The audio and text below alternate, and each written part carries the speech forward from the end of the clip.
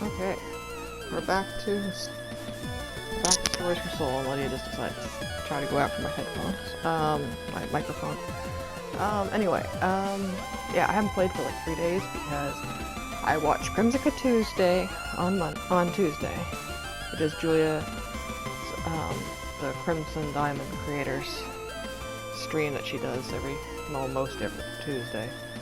Love it. Love watching it. Fell asleep during it again this time though.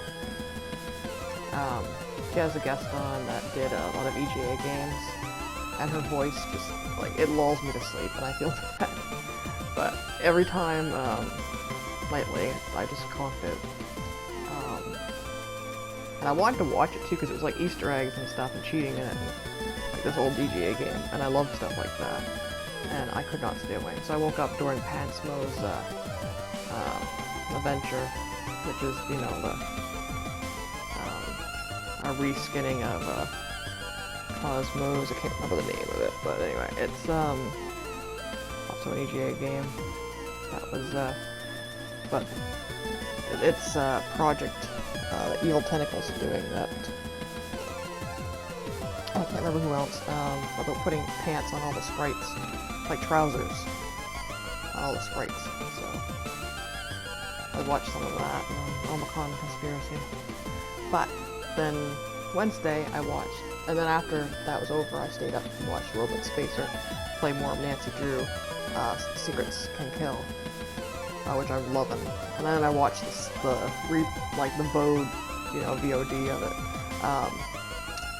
after, like the first half, because I missed it because of Cryptica Tuesday. And then on Wednesday I watched Robot Spacer play more Lost Records, Blue and Rage. I can't wait. I didn't realize it's only part 1. There's going to be part 2 released in April. So, we're probably almost getting done. The audience is watching him play for it. And then yesterday I got back and it was storming, the wind was whipping, and the snow was blowing around, and it settled down. I was like, okay, I'll get to play tonight. And then when I was doing the litter box around midnight, it just started. Like, it was like a whiteout. Like, we live next to a place that has like outdoor light, like a, industrial place that has some outdoor lights. And it was just picking up that, like, it was just almost glowing, the snow was, from that, because like almost a whiteout, but just the lights going through it.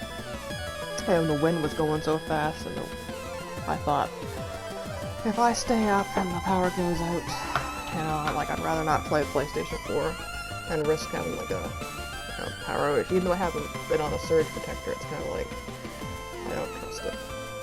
Lydia's being kind of a naughty. She comes and hangs out with me, but I know it's not really to see me, it's more to try to go after my microphone cord, or to take the caps off my joysticks. Anyway, so we're back, because I've been wanting to play this so much.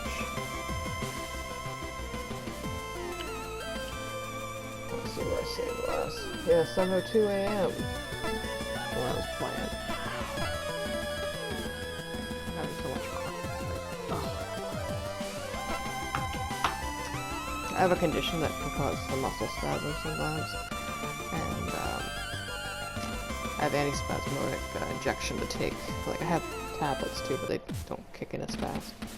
And I've had to be on the go so much and want stuff to watch stuff, because the problem with it relaxes my smaller muscles, like in my eyes, so I can't see good for like an hour after I take it. So I didn't take it, and then I had to take it because it's like, it was just pain. Like, that's how bad the spasms were, so that's why I wasn't sure I was going to play tonight either, because I was just like not in the mood. Yeah, I like how like Cassie's thing in the back is like her x-rays on the screen. Doctor, one last time. Hey, what are you still doing here? Don't you have a daring rescue to pull off? Well, I just thought I'd check in one last time before I left. Make sure you're really okay.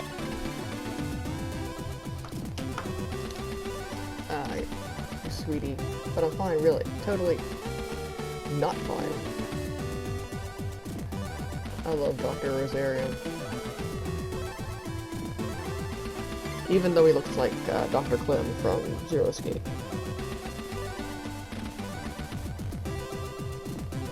probably under supervision to assist the extent of and potential causes of any ailment that I may be suffering from. Yeah. Again, she's parroting the doctor's order with his findings.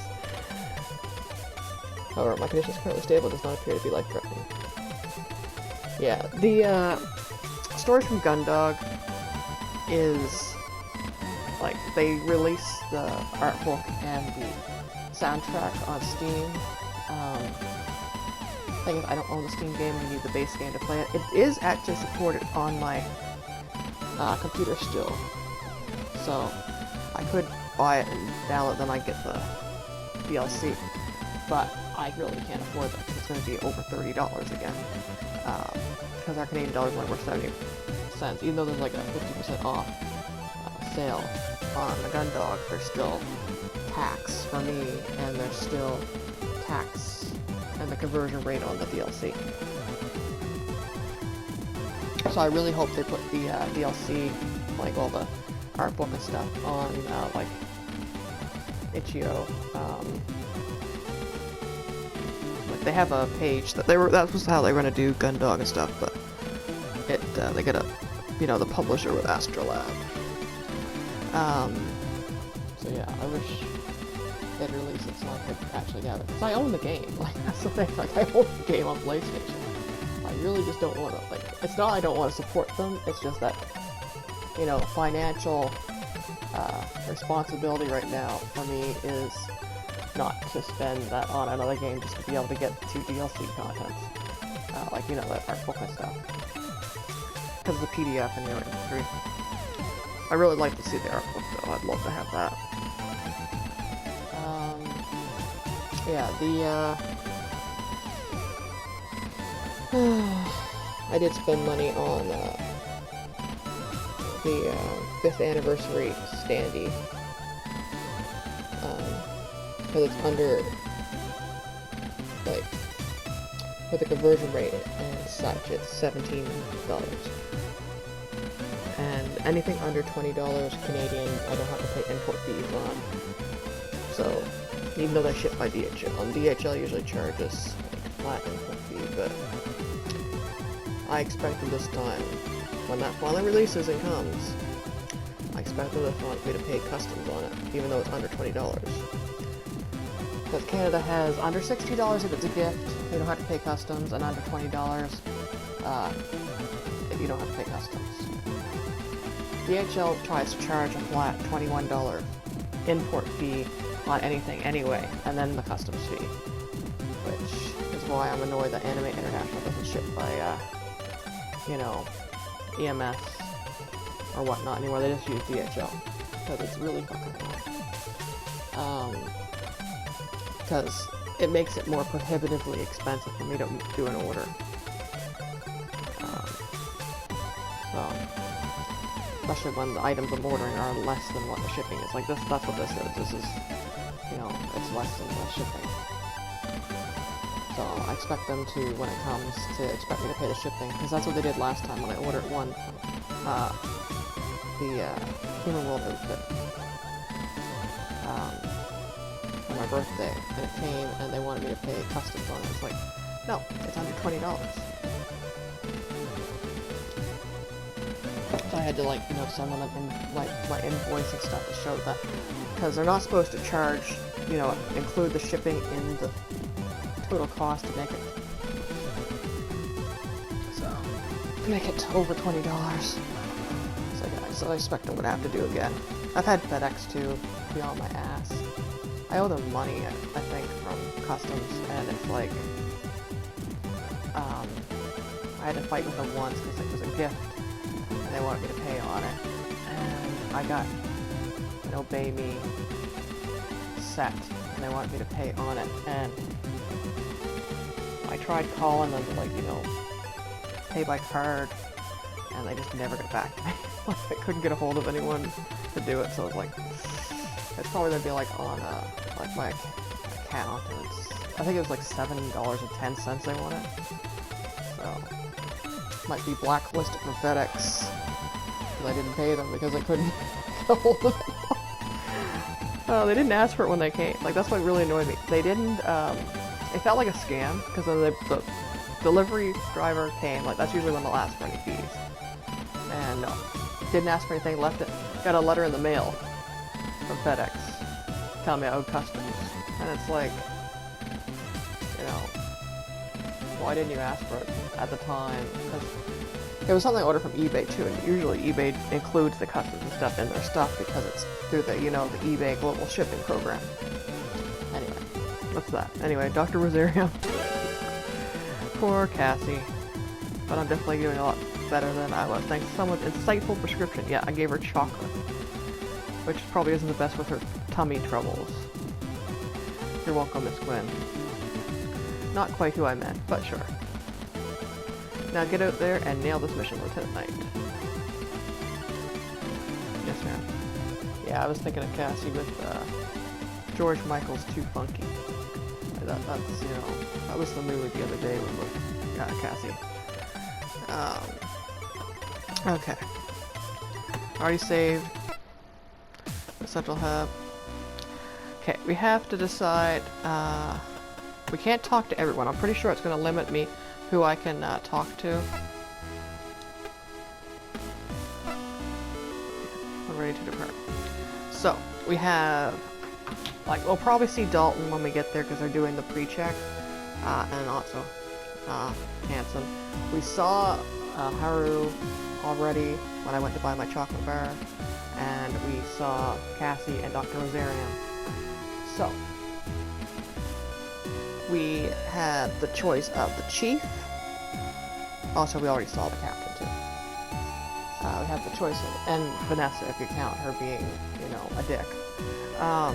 So we have the choice of the chief, going to see the chief, who is really frazzled, and who Vanessa's probably been a fucking bitch to. And we also have Dees, who we have not seen, who is, you know, who's been trying to figure out, you know, using the targeting system to try to find where the O'Brien is, because we can't find it on our sensors. So those are the two choices. I think we're gonna go see the chief, and then we'll see about Dalton. Not Dalton, Dylan. I always get them mixed up. I listened to a lot of music tonight,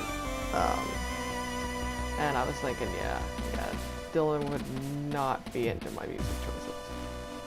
Like, I listen to, you know, like Pet Shop Boys and stuff. That's my rotation.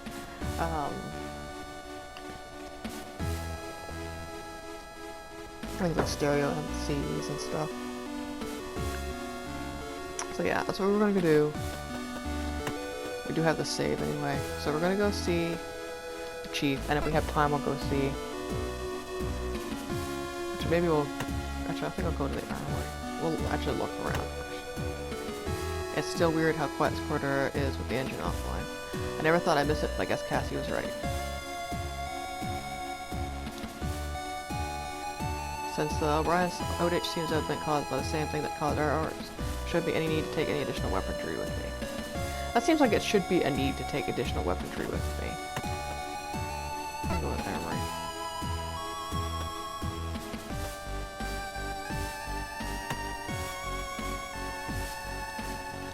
Taking my standard issue sidearm with me to the O'Brien, so I don't need anything from here.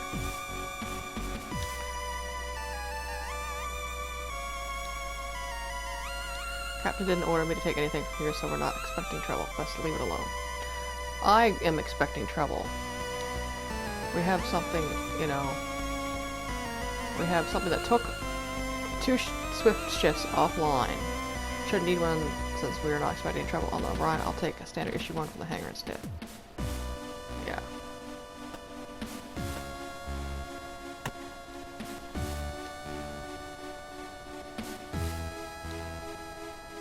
I'm glad I only had to use a suit to leave the ship. If I needed one whilst on board, well, I'll probably still be here thinking about it. Yeah. Spacesuits for use security team member in the event of conflict when the ship's atmosphere has been compromised. Electroshock weapons and rounds, something in here that I need right now. Oh. That's one thing I don't think. Bunch of various small arms and light weaponry. I don't see those getting any getting used anytime soon. I see them getting used, because this looks like shit's going down. Yeah. Like, all I've listened to lately is... I listened to, all of the Next Day and Black Star albums, so I got in the mood for Bowie one night. And I just been listening to, like, mostly Chappell Roan on repeat. Like, just been, like, that's the only movement. Lydia Dumphy, you don't need to get into shit. I did some laundry. I got some clothes ready to do laundry, and the bag's sitting here, and she's decided, after I brought her Dragonfly to play with, so she tried, hopefully she'd leave my cords alone. Now she was after the clothes. And part of why I got them all together is because I had them stacked in my laundry basket in my room, and her and Neptune have a thing where they like to pull things out of it and then scatter out dirty clothes all over the floor. It's like, you know, this isn't helpful. As you make your way into the engineering section, you realize the various sounds coming from the now functioning machinery. The thrum of moving parts, the buzz of electrical systems, the repetitive pulse of various cooling systems. With your newfound appreciation for the activity taking place all around you, wonder if this is how the Chief feels. On that subject, hey Chief, are you around? Call out doing your best to shout over the noise. Chief? You wait a moment but get no response. Look around, you can't see her anywhere. Must be in the engine room.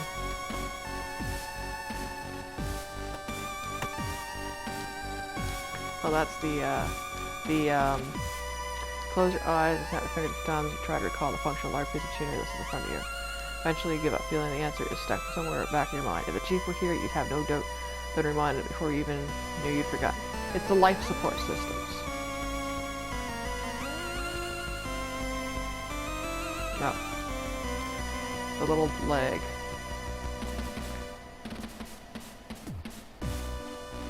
This is what I mean, it's skippy.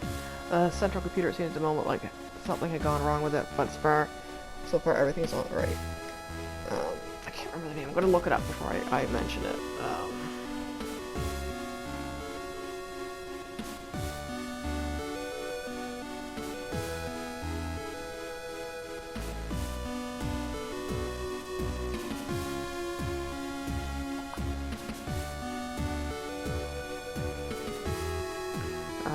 But they were saying that on the Stories from Soul server,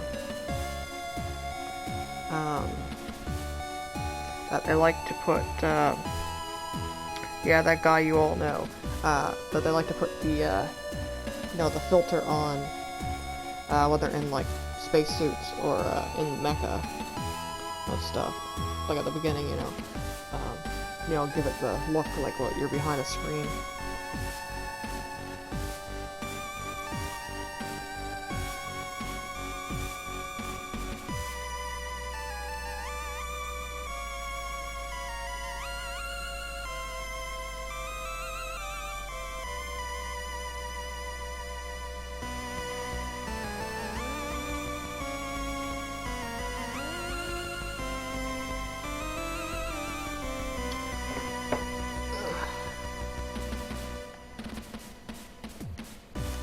Power distribution module. I know it charges things, that's for sure. One of the first things Dalton did after I restored the power was swap out the batteries on the radio I've been using for a freshly charged set and place the old ones on charge. Despite everything Chief puts him through, at least he's got the makings of a fine engineer one day.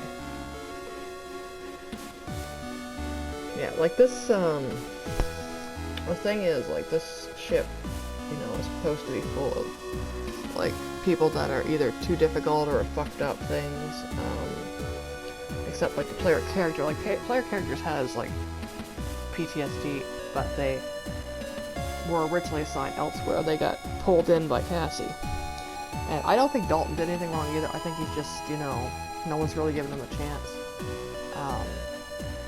But to me, Dalton can do nothing wrong so far, unless there's, like, a plot twist later.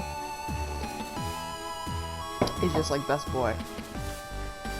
The central computer seemed for a moment that something had gone wrong with it, but so far everything's alright. I wonder if we told the Chief or anyone what the fuck went on. Doors to one of the engine rooms. It must be where the chief is right now. Come on, you can do it. Go back to circle. There we go.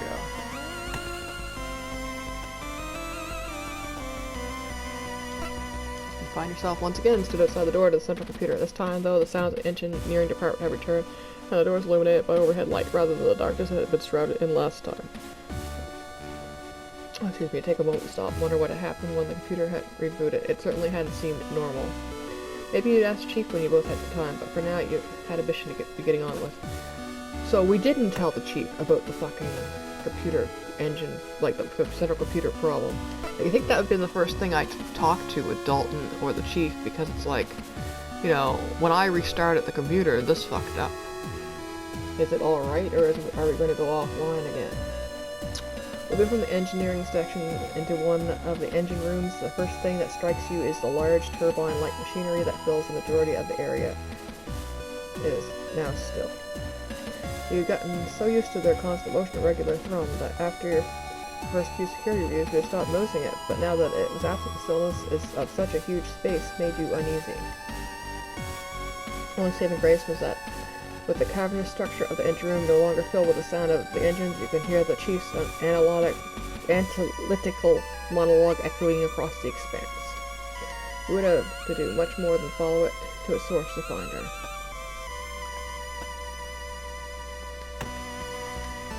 Now that I think about it, it was actually kind of nice to stop by the engine room as part of my checks and just zone out watching the engines in motion. Without anything else going on, such a huge space feels so empty and lifeless. We'll talk to the Chief. So, that's detectors 1 through 7 calibrated against the background gamma and signaling baseline. Now if I can... Hey Chief, how's it? And no blockages in the flow, no warping in exterior heat sinks either. Chief? Oh, it's you, Lieutenant Knight. Don't you have a mission to be getting ready for? Well, yes, but I thought I'd check on how you were before I had to leave. Oh, well, everything's as fine as it can be down here. She's probably not used to being checked on at all. Loss of power didn't do any damage, as all the fail-safes for a hard shutdown kicked in, so because of not the ship chief, I want to check in on you. I'm fine, Lieutenant. I just need to get these engines back online. I would have had them online already if Lieutenant Lord didn't have me waste all that time finding O'Brien. Yeah, look at that face. Once I told her that we could find them using the infrared target sensor, she should have left it up to Gunner D's and let me get on with things. I could have got back to figuring out what's causing the problems with our long-range communication systems by now. Maybe even... Lydia? Lydia. She just grabbed me and go after the cord. Oh, you're being sneaky tonight, aren't you? Yeah, I got Feel Away too on Wednesday. I got fed up with her attacking Neptune, and then she attacked Nicholas that morning to cut his appointment, his monthly arthritis treatment, and he also had his blood pressure checked because he gets that every 2 months. Whereas he's got high blood pressure. He's on medication for it. But yeah, I got Feel Away diffuser because I was like fed up. And like after like 2 hours after it was plugged in, she got up with Neptune, and Neptune looked so confused. Neptune was looking right at me like, what the hell, Mom? Like, what do I do? Like, because Lydia was like, wanted to lay with her, and it's like, my sister's been hissing and spitting at me and whatnot, and now she's laying with me, like, I'm confused. But, Neptune's gotten to the point she doesn't even want to eat around her, and I hate it. Happened starting in November. And it was fine when we were away, and then when I come back, a little bit after we came back, it started again. Lydia's, she's part Siamese, which I usually don't fall into, the breed specific things, but I do find that they can be a bit more territorial than other cats, like other breed types, and she definitely is. She's very vocal, and yeah, so Feel Away diffuser. It seems to be working all right. So hopefully it works good to get them help. I just thought I find it amusing that the package, it's a Feel Away Optimum because it has like the Feel Away regular and the Feel Away Friends in it, like the combination, and it says Happy Families on the front of the box, and it's like, I hope so. I hope my girls get along. Like, Neptune's twice the size of Lydia, and she lets her beat the crap out of her, and it's like, Neptune, you're such a confused little child. Come back to figure out what's caused the problems with our long-range communication systems by now. Maybe even that's something else I want to ask Chief. What was happening between you and Lieutenant Lord on the bridge? Da, da, da. I've seen what she can get like, but I don't think she'd be that way in front of the captain. Alright, Lieutenant, you know what? I've seen what you'll do for the ship and the crew, so in my book, that makes you alright. Fuck yes! Fuck yes! Gee, I'm gonna screenshot this. So, I'm gonna let you in on a secret in case you hadn't figured it out already. The only reason any of us are on the ship is because the JCF don't know what to do with us. Well, they knew what to do with me. I was on the Duke. Not bad enough to dismiss or court-martial, but too much of a liability to crew anything important. Yeah, like we know the Chief is mostly because she's a Union, she's not really military, and they're kind of not happy with the, you know, the colonies, like, Union workers, because of, you know, the revolts and stuff, and so they have a stricter guidelines too that doesn't always mesh with the military, so that's why the Chief's here. Dalton's here because I don't know who would bully poor Dalton. Dees is here because he's difficult to work with. He's, you know, has to have like his own place. He couldn't really work on like a big ship. It's more of a smaller ship. Captain, we already know, is a drunk who fucked up and caused lots of deaths. You know, Cassie fucked up with security systems, even though she didn't get, you know, demoted. She still messed things up. But she's actually a pretty good, competent leader when she wants to be. And we don't even have to talk about why Vanessa is like she is, because she's just a bitch. She's very difficult to work with. She's the type of person that in like an office setting gets in like a middle management position and doesn't move up.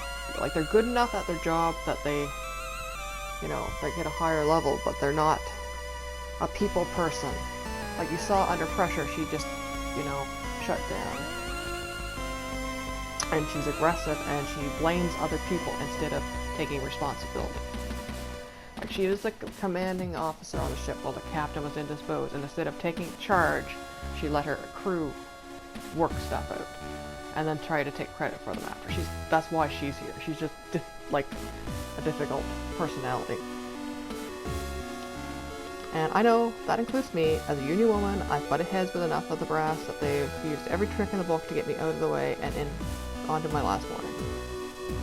Yeah, fuck them. They're Union, you know, it's like Rom, you know, Union man.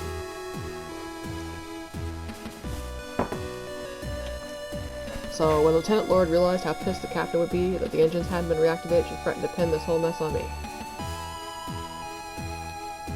That she'd put decision to delay engine reactivation as mine if I didn't back up her story. The thing makes me sick. Yeah, it makes me sick too. It's a good thing I stepped in then and, you know, talked over them. Some actually have important work to do and don't have time to be playing games with the crew to worm their way to the top. As much as I hate going along with it, I'm stuck for the time being. Yeah, fuck Vanessa. Like, seriously. Jeez, I didn't realize Vanessa could be so. But don't worry about me, Lieutenant. I'm a big girl. I can look after myself. Actually, with her engineering smart, she could probably get like a job outside of the military. Like, she's, you know, she'd be set. I'll figure out some way to deal with her. You just worry about getting back from the Orion safely, you hear? Thanks, Chief. Don't mention it. Although, one thing, Lieutenant. Yes, Chief. Don't interrupt me when I'm clearly in the middle of something extremely important. Ah, yes, Chief. Now get out of here. Yes, Chief. What do I have anyway? Can't give her a chocolate bar. Don't have any left. It wouldn't let me buy any more. Oh, did I not do that here? Okay. We don't want to save.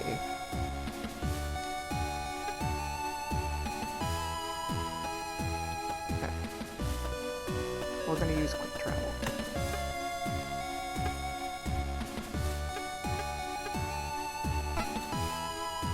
I'm going to go back to the mess hall. I must have done that on my other save. Like when I was seeing if it was auto-saving.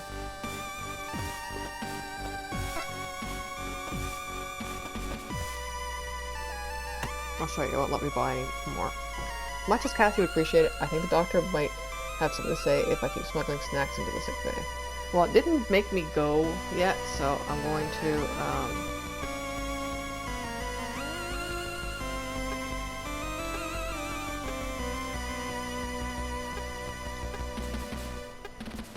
we're not going to save there. We'll just save back here. Okay, it didn't make me leave, so we're going to,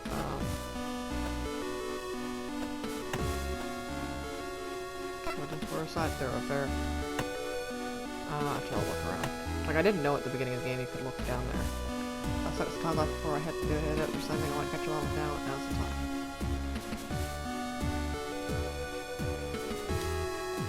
I've not had a chance to grab anything to eat or drink since before my shift started, but thinking about heading into an AF has kind of killed my appetite. At least Cassie understands. Oh, hi, Nick. It's perfectly clever of the chief to think of using our targeting sensors to pick up the O'Brien. I don't think anyone else on the ship could think of anyone else on the ship having that idea. Like, Dalton might have, maybe Dees, but it would take them a lot longer than the chief. And we're gonna go fire control. We haven't talked to Dees yet. As the door of the fire control slides open, you're met with a familiar sound of tinny music escaping from Dylan's oversized headphones, letting you know that the gunner is at his station. Looking around at you, at all the illuminated screens and flashing readouts, it appears that everything here is back up and running as normal. Although there's so much information on display, you've got no idea if that's a correct assessment. Or how long we've been streaming.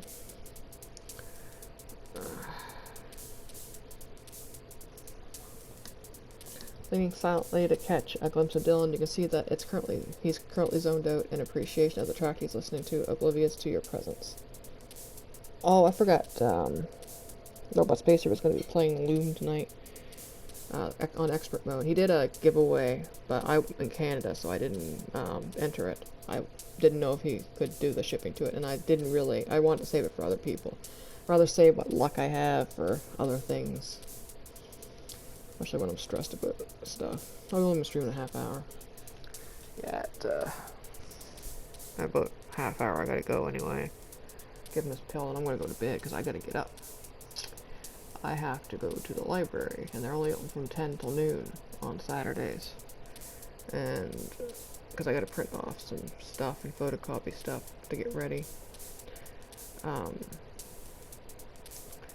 And I would have gone today to do it, but my mother insisted she was not going out of the house at all, so she wasn't going to be able to drive me, and, you know, then she came over to visit, and went to town, and it's like, you know, I went a little bit sooner, I could have gone to the day, and got it done and over with. I wouldn't have to get up so early, you know, to get things ready, but, oh well. So I'll go do that first thing in the morning. Well, not first thing, but first thing for me, because I'm up late. Because I have to do his pills. And also, you know, with the people I live with, it's easier to do stuff at night anyway. Anyway, leaning slightly to catch a glimpse of Dylan, you can see that he's currently zoned out and appreciating the track he's listening to, oblivious to your presence. Knowing that he will have recently had his personal sanctuary intruded upon by both Lieutenant Lord and the Chief, it feels cruel to disturb him. But your years of being a security officer kick in, and you find it hard to resist the urge to check in. Or like 3 years. I'll look around first. All the monitors look like they're back up running as usual, though the Chief did mention she hadn't managed to fix the long-range communication system yet. Hopefully we don't need to send any important messages anytime soon.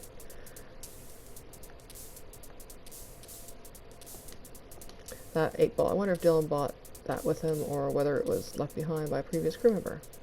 There's no pool table on the Gundog, so either someone brought it to purpose or got lucky with an 8-ball that they've been carrying around. Either one seems weird. It's aesthetic, Lieutenant. It's aesthetic. You know?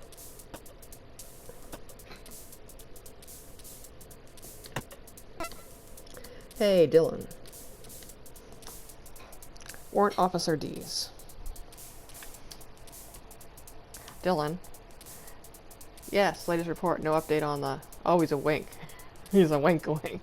It looks like Detective Coleman right now. Coleman and Gowan.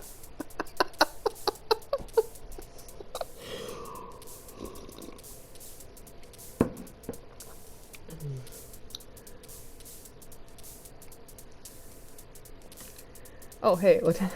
Sorry about that. I've just had the Chief and Lieutenant crammed in here with me shouting at each other about finding the O'Brien. Oh, she raised her fucking voice to the Chief now. Fuck that.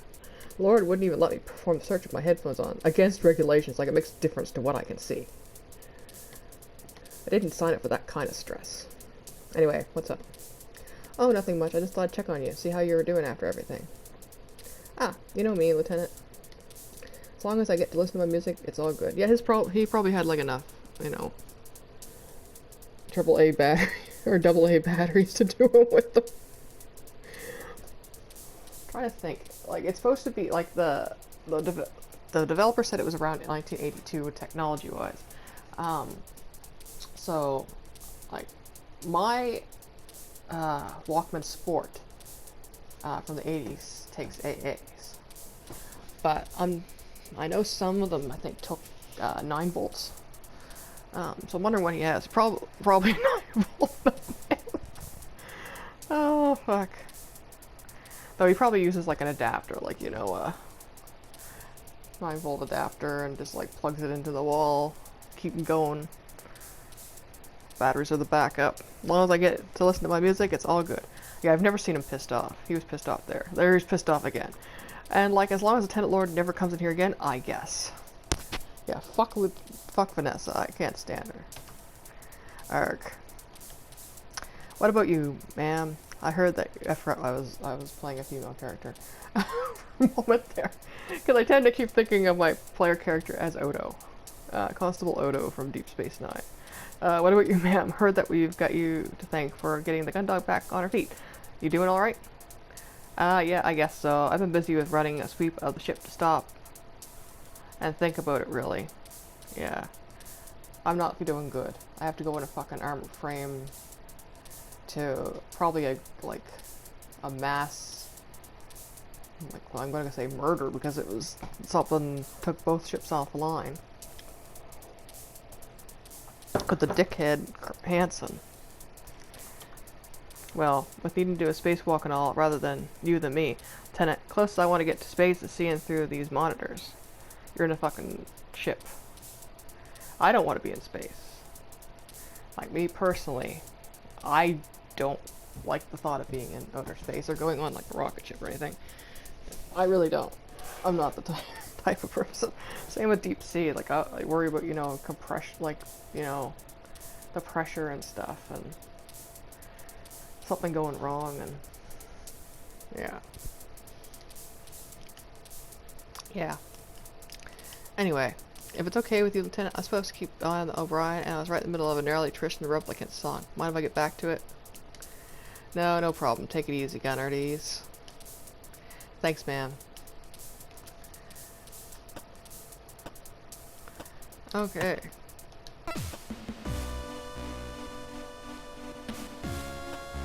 We've talked to everyone. We're going to save.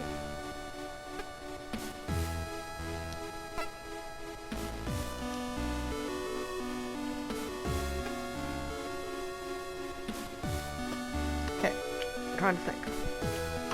We've talked to the captain, who was not happy about us talking to the captain. We talked to Haru, we talked to Dr. Rosarian, we talked to Cassie, we went and visited the chief, we just talked to Dees. We talked to Vanessa, even though we didn't want to talk to Vanessa. I can go to my room, I think. I'm gonna go to my room.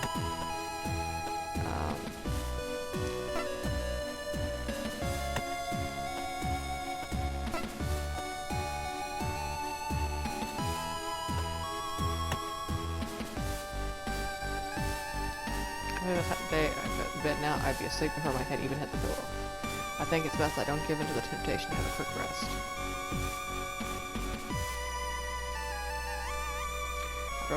Set up a computer, I wonder if all the terminals are working properly. Now, we didn't bring that up to the chief. I thought we were going to bring that up to the chief. Today's over, I'm going to get some clear sleep in and then change into a nice fresh uniform.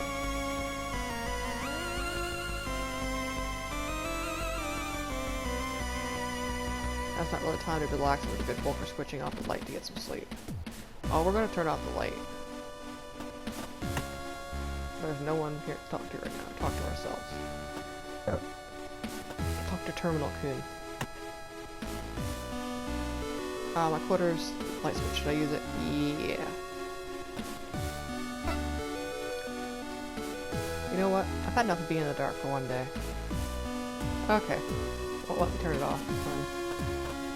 There's an achievement that says like lights off, so I was just trying to make sure. Okay. You gotta go to the hangar. I've been to Cassandra's. I'll go to Cassandra's quarters. 211. You punch the code at terminals like Cascode as well. You definitely never forget your anniversary again after what you've experienced today. The door slides open, you step into Cassie's quarters. Even without Cassie there, there is something about this room that made you feel at home and welcome. You sigh, gazing around and tapping the toe of your shoe against the floor. Eventually you stop and take a look at your watch. Seeing the time, you realize it's not long due to launch. You really should get going.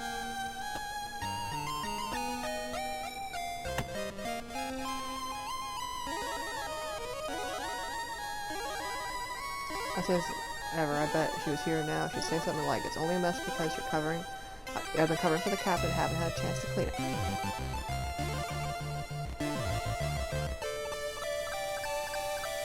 Photos Cassie printed of our first date at Europa Park. Hopefully once we're done with this mission we can visit again soon. Now we're going to a water park. Cosmetics, personal hygiene products, episode bottles, everything that belongs to Lieutenant Commander on a Lieutenant Commander personal terminal. Oh, I looked at her drawers yet. Not you know, handy here. Last time I was here, Cassie opened one of these to get a fresh uniform out. It took two of us nearly 10 minutes to force it closed again. I've got no idea how she does it on her own. That feels like a million years ago somehow.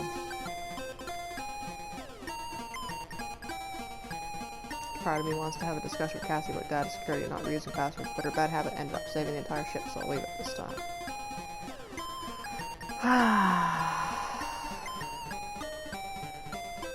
Nor is the exception allowing you to continue this often leads to additional errors.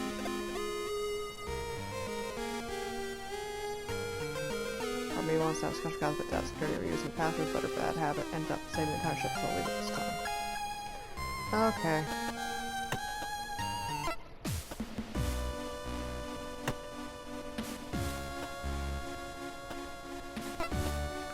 Okay, we're gonna save, and I'm gonna go to the hangar. Save.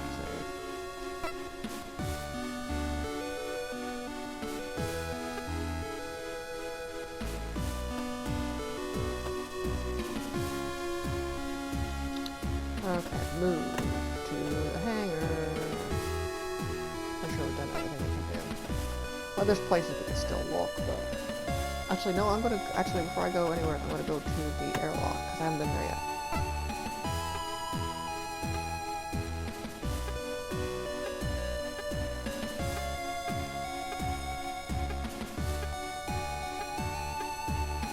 The reason that my quarter... Okay, it's not black. It was before it gets gray there.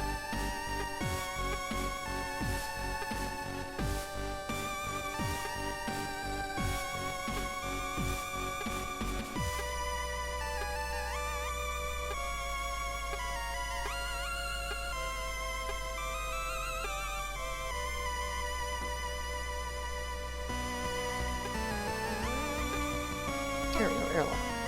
Oops, the airlock.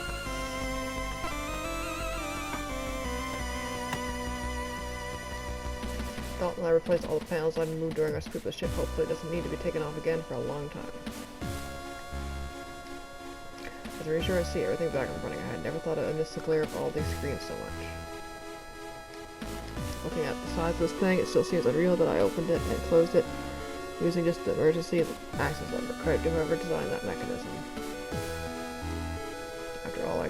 After I got the power back online, one of the first things Dalton did was turn the suit to its blocker and place the batteries on the radio. Chief's got him well trained, that's for sure.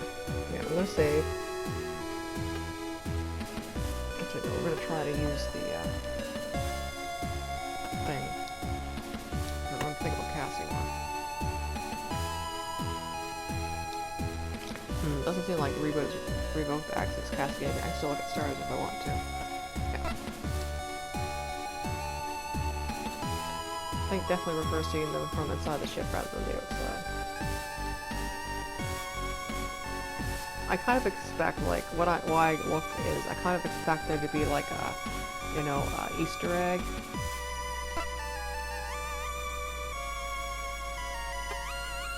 Where if you look at one time, you'll see something that, like, either is plot related, or, you know, like, shouldn't see like a board cube or something. Because there seems to be like, why are we allowed to still look at it? Anyway, we'll go to the hangar. Yeah. As the ship's gravity disappears, you slowly float down the final few steps leading into the hangar. Yeah, I don't know why we had gravity in the ship, unless it's not like an electronic system. Because if the system was down, you know. Once you're almost weightless, feet connect with the steel flooring of the catwalk. You kick it off it and towards the guide rail, grabbing it before you float past, bring yourself to a stop. Ahead of you are the typical sights of the hangar, but for the first time since you boarded the Gundog, its expanse is filled with noise and motion rather than the usual near silence and stillness. See Dalton floating from one segment of the Fur's Thirst armored frame to another, clearly in the process of carrying out its pre-flight checks.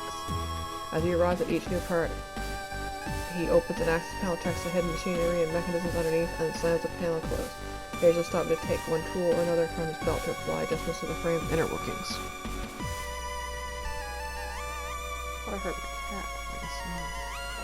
Alongside the erratic slamming of panels and whirring of electronic tools coming from Dalton, you ought to hear the back and forth of bickering between Hanson and Vanessa. You watch as Hanson, donning his flight suit, snaps at the lieutenant and kicks off into an empty space of the hangar, until they follow up by Vanessa, who does not let up whatever it is she's trying to discuss.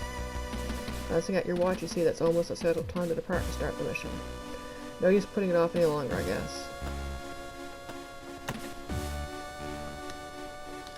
Check over these recently with Dalton. Everything is accounted for, so there's no sign of unauthorized activity during the blackout.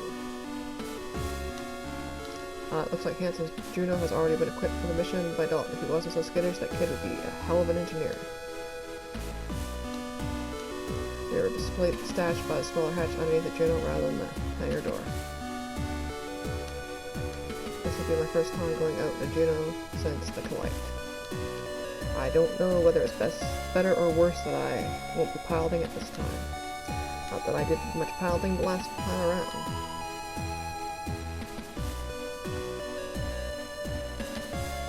This will be my first time. Okay, it's going to repeat it.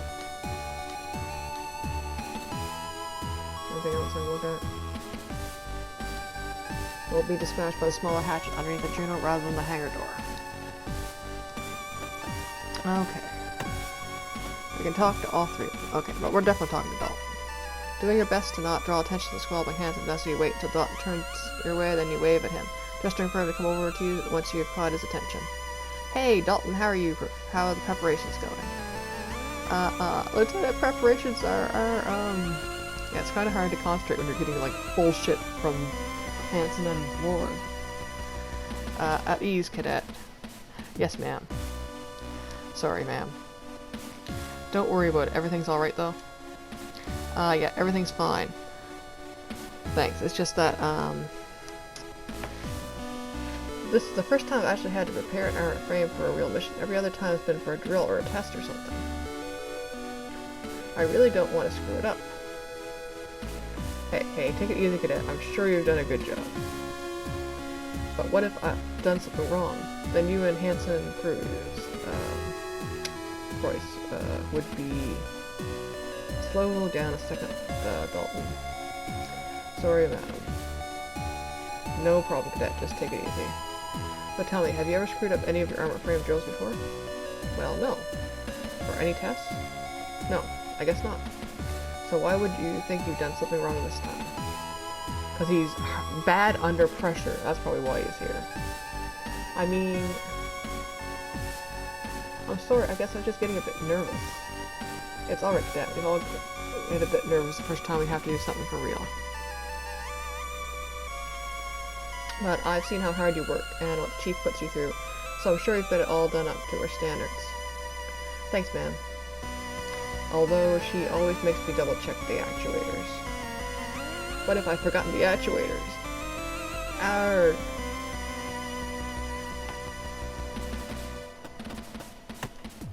I'll talk to Hanson. Hanson and Vanessa continue their argument. Oblivious to your presence, you maintain your grip on the guardrail. It's almost time for the mission, so you could get ready to depart. But if you got anything you want to do before you left, now would be the time. Was there anything I need before I set off?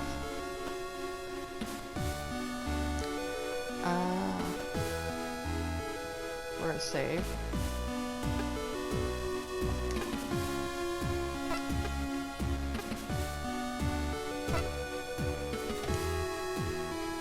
It's a good place to say it, right when there's a, you know, a question. No. I don't think there's anything I need to do. I don't want to talk to Vanessa. I think we've said enough to Vanessa. And we talked to the captain. The captain was not happy about it. We talked to Haru. We talked to Cassie. We talked to the doctor. We talked to Dees. We talked to the chief. We talked to Dalton. So I don't think there's anything else we have to do. Well, the prospect of the upcoming mission makes your stomach drop. You take a deep breath in, hold it briefly, and exhale slowly, calming yourself.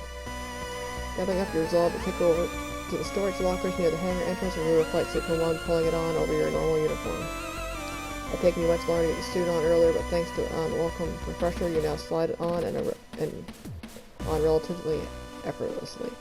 Closing the clasp on the last of the suit seals, you take the helmet from the locker and tuck it under your arm, turning back to face the main hangar. Getting close to the... about 7 minutes.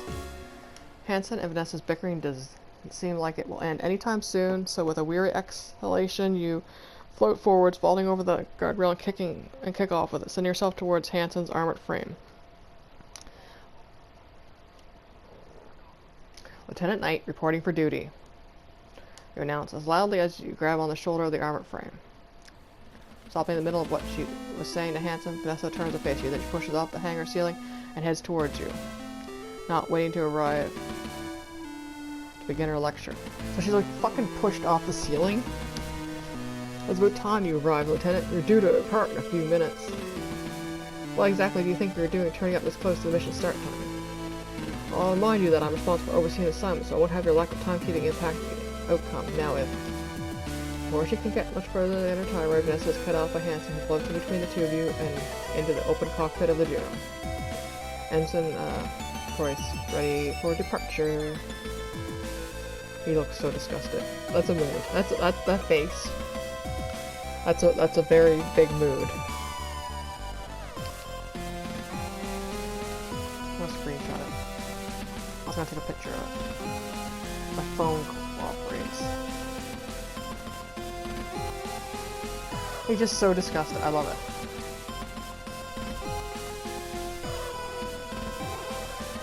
He stares lazily, or disappearing in the armored frame, bringing Vanessa's attention away from you and back towards him. And don't forget, Ensign, I'm counting on you. Vanessa calls into the cockpit. Hanson answers, you don't hear it. Well then, Lieutenant. Have you got everything you need for the mission? I don't see you carrying a PSD or a guide for the chief on removing the bright black box, didn't you? Hey, Lieutenant. Chief loud calls from the hangar entrance, and you see her heading towards you with a large off-white object under one arm and a little folder in her hand. As she is halfway across, launches the object at you, although you manage to grab it with your free hand. Its momentum pushes you back onto the armor frame, and you hit it with more force than you'd expect. It takes you a second to recover, but once you do, you realize that the Chief's just pitched a briefcase-sized portable computer at you, the PST. Yeah, we already went to see the Chief. She just was so pissed off that she, did not give us it. Got a portable sub-terminal. By the time you'd been able to find its handle and get a grip on it, the Chief arrives at Juno and holds it onto the machine. I had to grab the one you left in engineering. I charged it up, but these devices get pretty thirsty, so it took a while. And here's instruction for moving the black box. But O'Brien is swift like the gun dog, so there shouldn't be any difference in procedure as long as you follow this to the letter. Ignoring Vanessa, the Chief offers a manila folder containing a few sheets of paper. Rearranging your hold on the helmet, the PST, and your grip on the armor frame, you just don't manage to take the folder from her. Like how she labeled it, too. We've got the black box guide, and it doesn't look like a manila folder unless it's like, you know, one of the colored ones. It's not the color. Ahem. You glance back at Vanessa, who hovers behind you, an increasingly deep scowl on her face.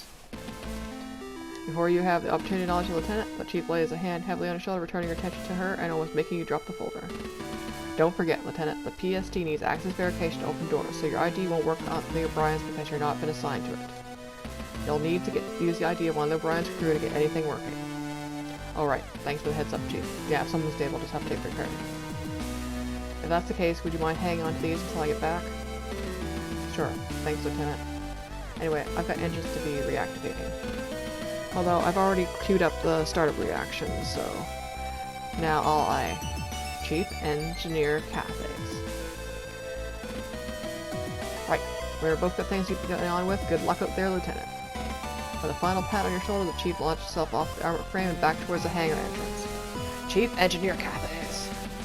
Vanessa yells, using you to pull herself forwards, her lower lip quivering with anger as she watches the Chief pass over the guardrail and towards the stairway leading out the hangar. Although she remains silent, you can see the rage building in Vanessa, her slight frame seeming as it would explode at any second. As subtly as possible, you attempt to make her way to the Juno's cockpit without attracting her attention. You've already noticed that Dalton has disappeared from view, and you hope to achieve the same thing before the Lieutenant can direct her scorn at you. Unfortunately, as you lower yourself in the Juno's cockpit, the casing of the PTS strikes the armor frame surface, resulting in a loud clang that reverberates through the empty space of the hangar. Going somewhere, Lieutenant!